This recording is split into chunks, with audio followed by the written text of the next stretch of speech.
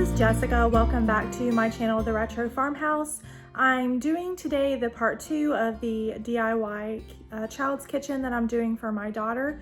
I wanted to go ahead and show you the paint job that I did for that, and then also the little curtain that I made for the sink.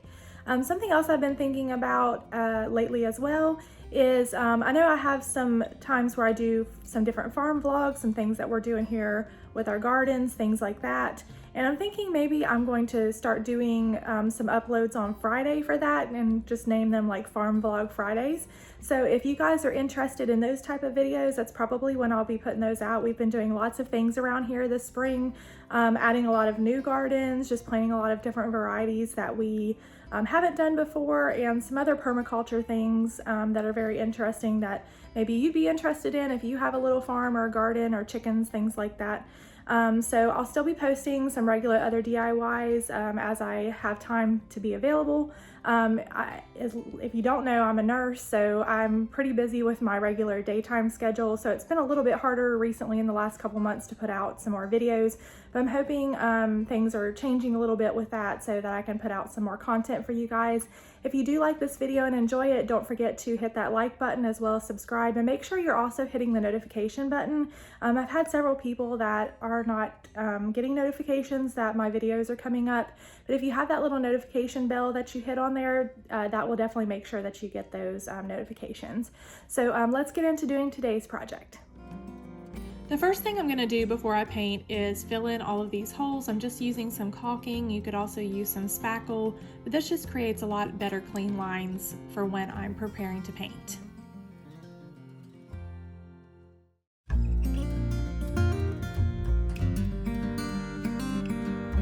So for the majority of the color, I'm going to paint a lot of it white, and then maybe do a contrasting color that semi-matches with the little curtain that I'm going to make here.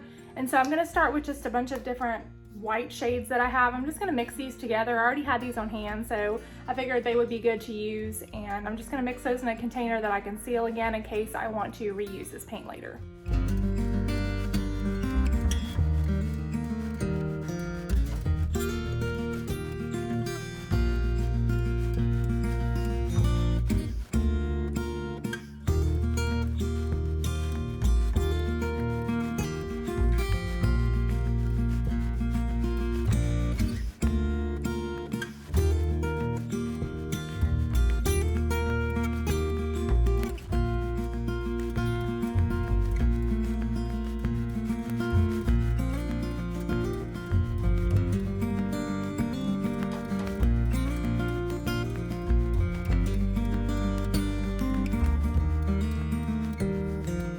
Next, I'm going to apply the little faucet that I got off of eBay. I believe this probably went to a vintage sink. It's only one of them. I believe it was one that had 2 different faucets on a sink, but it works just fine for this. It was small enough that it could fit underneath here. I'm going to take one of the drill bits and I'm just going to drill a hole through here so this fits through here.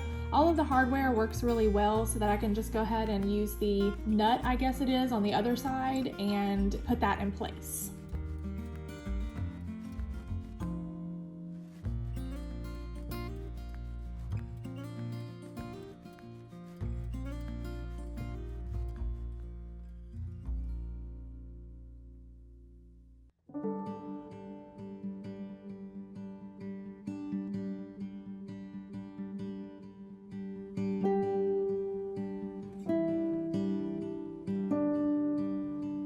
Okay, so I want to put like a little curtain on the front of my sink here. So I found this little rod that I think I probably had from a previous bathroom or something like that, and I cut it down to size using one of our saws that's meant for cutting metal. And in order to put that up, I'm going to just use some similar little hooks like this that I'll put on the inside, and that way it creates a little curtain rod. And then I'm also taking these little napkins. I got these on clearance, I believe, a while back ago at Target for like $1 a piece. And so I grabbed up a bunch of them because I thought the fabric print was really, really pretty. And it just looks like it's almost hand painted, even though it's not, but I just love the colors on this. So I'm gonna take 2 of these and just sew a little loop at the top of them. And then I'll thread those both on there, and that'll be our curtain. And really, I'm reusing some materials, so this cost me a couple dollars to make.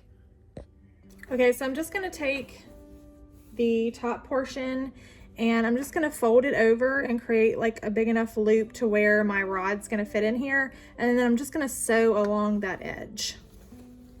Okay, so hopefully you guys can see without my shadow being in the way, but this was so simple to do, to just do the burners. I took different sizes of like anything I could find. It could have been cans, lid tops, anything that would equal like smaller sizes. And I went ahead and just did a pattern here with a pencil, and I'm going to go every other one, and I'm going to color those in black with just some black craft paint. And that's real simple, something that's really easy that anybody can do.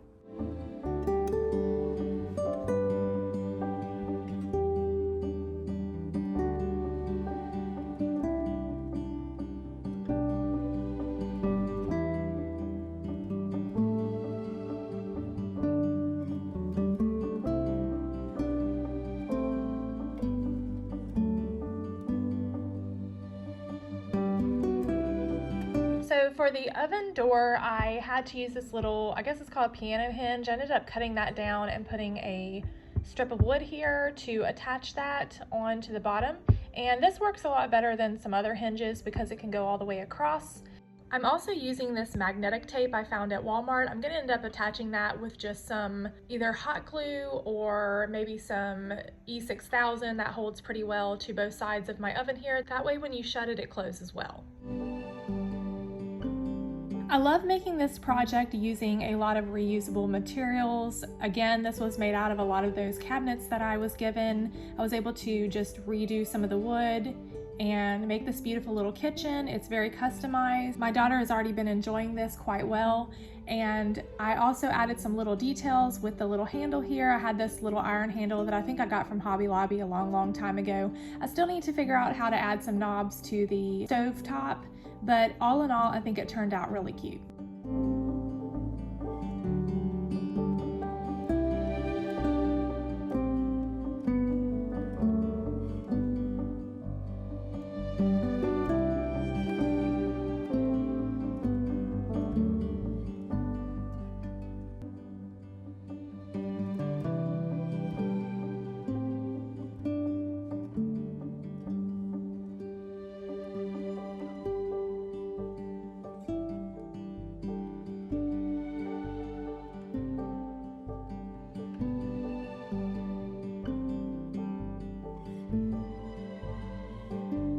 Thank you guys again so much for coming along today, and I hope you enjoyed this video.